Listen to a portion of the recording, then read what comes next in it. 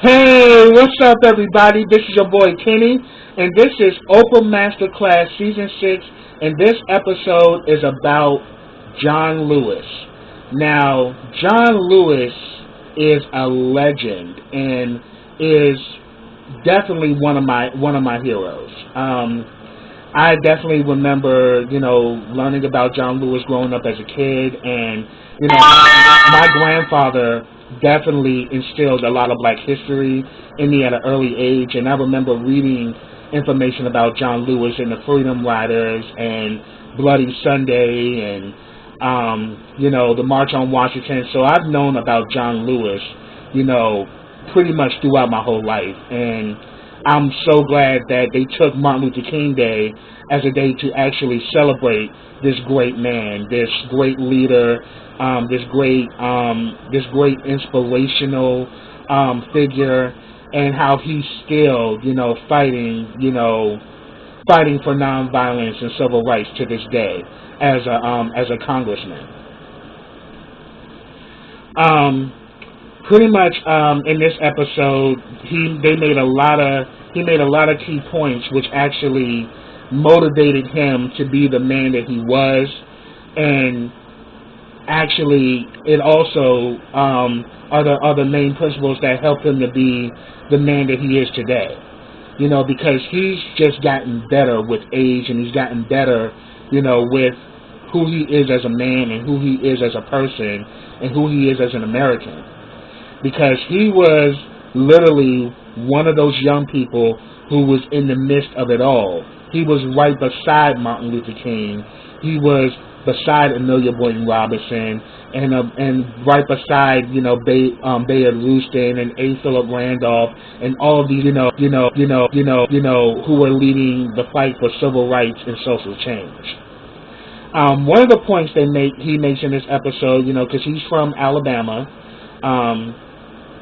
One of the points he makes is get into good trouble, because he talks about growing up in the days of segregation, where there were doors where there was white men and black men.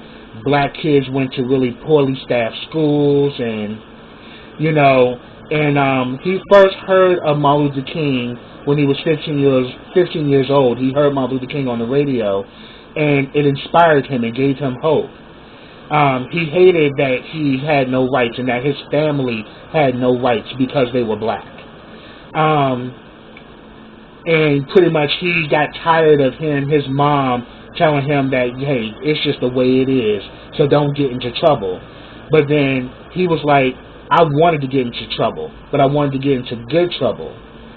And he says good trouble is when you do something when you're faced with injustice, and it's your moral obligation to speak up and to speak out. So that was very powerful. It's your responsibility to liberate yourself and others. So I, for one, definitely loved when he made that point in this episode about getting into good trouble.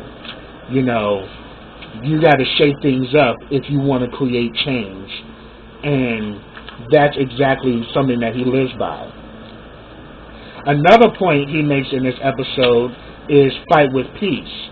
And in this segment, he talks about when he was a college student in Nashville, Tennessee. He had met, the Reverend Jim Lawson, who's the head of the Friendship of Reconciliation, and they would have like these training sessions, which would actually help you, which would actually teach us as a people how to not to respond in a violent manner. Regardless of how much hate or how much hell is being thrown at you, still be nonviolent and still have peace within yourself. So they would have these practices where they would act as the white men interrogating the black, the blacks and terrorizing them. Where they would do all kind of crazy things, like, which I'm gonna get into, and pretty much these were the training courses that they used when they would do the sit-ins at the Woolworth or at different restaurants where they were only white patrons, and they would have to sit in, and they would take, all kind of abuse, like being hit, being punched, having hot water or hot coffee thrown on you, or people putting cigarettes out in your head. He talked about all of these things. Like this was the type of hell Black Americans were dealing with during this time. And it's kind of like, even though we're still dealing with issues now, it was far worse in the 1960s. I mean, in the 1960s, it was like you didn't even exist. But even as of now, we're still dealing with some of these issues. But I can say we've come a long way from this 1960s era to now, where we now have more ammunition to fight back than they did back in those days. But what I can say about this generation, they were not going to take it lying down. They took the abuse, they took the hate, they took the pain, and yet they knew that what they're doing was changing the social atmosphere in which they were living. It's like nonviolent, and he pretty much says in this segment is that nonviolence is not the absence of violence, but it's the presence of justice. Because by showing nonviolence, you're bringing the dirt, the grime, and the filthiness of the people to light. And now that it's brought to the light, it now has to be dealt with. I thought that was very profound. And he then talks about, when, they were, doing these demonstrations, that, they were being thrown in jail as well, because they weren't going to move. So a lot of times everybody got hauled off to prison. And he said that he had bought him a new suit, because he was like, I wanted to show that I'm a man, that I'm a man of class and I'm a man of dignity, and regardless of what they think of me, I know who I am. So he says that, I wanted to show that I'm a man who's clean, that's together, and I wanted those photos to be shown of me being locked up, dressed in a suit, And then he talks about, when they were in prison, they would still be doing the nonviolent workshops, and they were like one big family. They were the spark of divinity, and, they were the spark of something sacred, something holy. So they knew what they were doing was God's work, and they felt God with them, even amidst all the danger. So I thought that was very profound as well. And he says that, and he pretty much says that, look, there is a price to pay for freedom. And you have to be willing to pay that price and not look back. So we actually saw that going on. Then they also talk about in this segment about, when he became a part of the Freedom Riders. There's this infamous picture of him and this white man, and they're both bloody together. Both black and white standing side by side, both taking the abuse when they are talking about us integrating, the bus routes, because there was so much segregation, even though there was a law prohibiting segregation on the buses. A lot of these places in the South were not abiding by it. They were still doing segregated buses where they were making the blacks sit all the way in the back, and the Freedom Riders was actually started to break that within some of these southern cities, where they will come into these southern cities, a bus full of both black and whites, all, fighting together, to establish, brotherhood and community. And he was actually 21 when he was a part of the Freedom Riders. And another key point he makes is be consistent, be persistent, and be insistent. And, he talks about, being a part of, CORE, and, being seated together, black and white, that the Freedom Riders, left from Washington, D.C., and he was talking about they were at this nice Chinese restaurant eating, and it was like to them, it was like it was the Last Supper because they were saying that we may not make it back because we're about to go into hell. So they pretty much went from Washington, D.C. to New Orleans, and pretty much they were, when they were in South Carolina, they were attacked by the KKK. And I think that was in May 14th, 1961. Then they went from, on their way to New Orleans, they get stopped in Montgomery, and they get beat really bad, and that's where the infamous picture of him with I forgot the name of the white man that he was standing next to, and they both were bloody, but that picture I've seen many a times in different publications, even when I was studying Black history with my grandfather. And he talked about, he was bashed in so bad he had a patch on his head, and pretty much what this whole Freedom Riders mission was to say that we were no longer going to settle for oppression. We were no longer going to settle for integration. And he said that when they got into Montgomery, they had to call martial law because the violence had gotten so bad. They burnt the bus and everything. So it was really literally hell during that time, and they all were they were in the face of danger at every moment. And then they also talked about when they went into Mississippi. Now, in Mississippi is known to be one of the most racist cities in the country, and this is the place where Emmett Till was murdered when he was visiting his family, when he, because, Emmett Till was from Chicago. He was just there in Mississippi for the summer, and he never made it back. And by the time he made it back home, he was dead. So he says that when they were in Mississippi, they were arrested, and they were all held in jail for 44 days. He talked about how they, dehumanized them by making them strip their clothes, and they put the blacks in one area, the whites in one area, and they were literally in jail for over a month.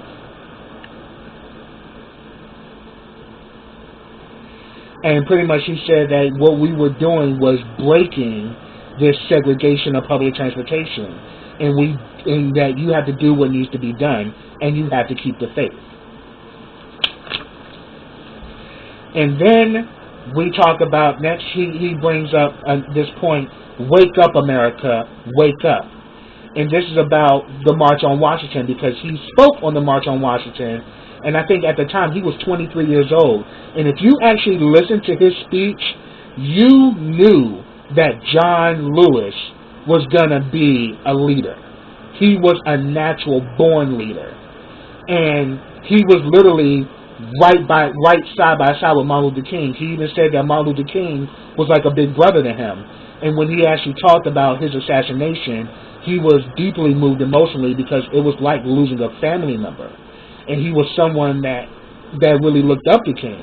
And he said that him and King used to joke all the time, but, King really had his back, and, they talk about, the March on Washington, being started by A. Philip Randolph, but the logistics and the actual map was created by my brother,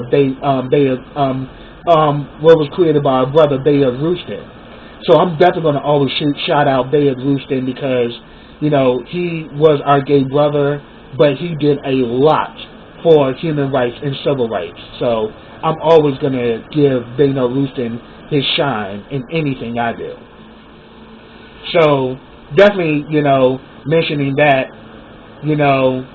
he talks about how he stood in front of the crowd, and there was over 250,000 people, at the Lincoln Memorial, and he said he even looked up and saw people hanging in trees so they can get a better view. And he actually, was one of the first people to speak, at the March on Washington. But then he talks about Martin Luther King's speech, the I Have a Dream speech. He says that Martin Luther King was on fire, and he literally revealed the depths of his soul in that speech. And then he even talked about after the speech, because JFK at first did not want the march on Washington because he didn't want to actually have to call martial law because if it got out of hand. But he said, but A. Philip Randolph let him know that, look, this is actually going to be a very peaceful a peaceful demonstration, for peace and liberation. And afterwards, JFK was actually very pleased. He actually talked to John Lewis and told him good job, and he even talked to Martin Luther King, and he said that was the last time he saw JFK because little after that, JFK was assassinated. And then he gets into this point called March Ahead, and he's talking about the fight for voting rights. And just think about it, he was actually there amongst the crowd and was the one that was leading the actual march on, the Edmund Pettus Bridge on the day that we now know today as Bloody Sunday. And pretty much, he talks about how, President Johnson, passed the Civil Rights Bill, but then he was saying that, the Civil Rights Act is not enough. We need a Voting Rights Act as well. So he was saying that, look, President Johnson's response to that was like, look, you created a mobilization to get me to do something about civil rights. Do the same with voting rights. So, and he talks about that, in the South, no one had rights to vote, and that people were being beaten and killed for trying to register to vote. So it was really bad, and definitely if you want to get a good glimpse of how bad the Voting Rights Act fight was, you should definitely check out the movie Selma. But definitely it was really, really, really, it was really detrimental.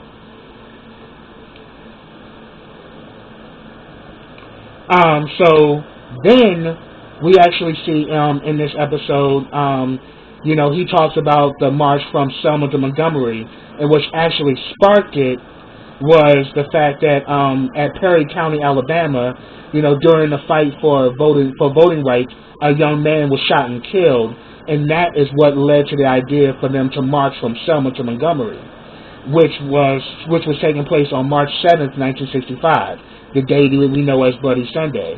They left church and was on their march, and John Lewis was there with Jose Williams. They were leading, and he actually had a backpack on where he said he had an apple and orange and 2 books because he said we was planning on getting locked up, so I wanted to make sure I had something to eat and I had something to read while I was in jail. So they get to the Edmund Pettus Bridge, and they talk about how John Cloud, pretty much had, this whole militia of white men on horses ready to take them down. And he pretty much told them that they could not march any further. They tried to talk, and he says, there is no conversation. You can't move any further. And when he saw that they were not going to move, that's when they rushed them with the horses and began to beat them, and there was tear gas. And I even got like a very good glimpse of this story being told by my good friend and one of my heroes, Amelia Boynton Robinson. I actually would accompany her to different schools where she would talk about that day of Bloody Sunday, and you literally felt you were right there seeing all of this. I mean, it literally was like hell. It was death.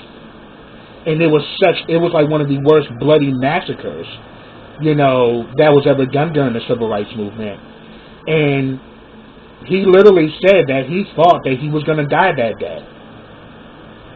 And then all of a sudden after that situation, Martin Luther King, intervened, and they said that they were going to again march from Selma to Montgomery, and the second time they were successful.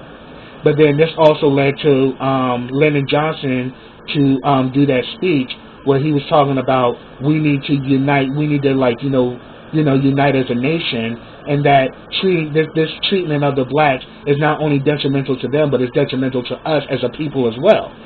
And this led for the Voting Rights Act, which was done August 6, 1965, a year after the Civil Rights Act. So this opened up a door, for a lot. This actually opened up a major door for the civil rights movement, but then also now voting being one of the most unviolent way to make a stand and to make a choice. Now all of us have that right, thanks to them, and we owe a deep level of gratitude and thanks to our forefathers like John Lewis for leading that fight and willing to die, for us to have that right. So the next point he makes is, pick them up, put them down. And he talks about his relationship with Martin Luther King, and talks about, when Martin Luther King was assassinated, and, how it really affected him in a deep way, because it was like losing a family member. Him and Martin Luther King were very close, and he said that Martin Luther King was one of his biggest inspirations as to him becoming a congressman and him continuing the fight for social justice and change, for social justice and change, as well as standing up, for the have-nots, and also, still leading the fight with nonviolence. And we even know about him leading this charge against immigration reform, where he was arrested. So he's still out there in the front lines fighting to this day. And the last point he makes is resist. And he said, the thing about me is that I never gave up. I see things to the end.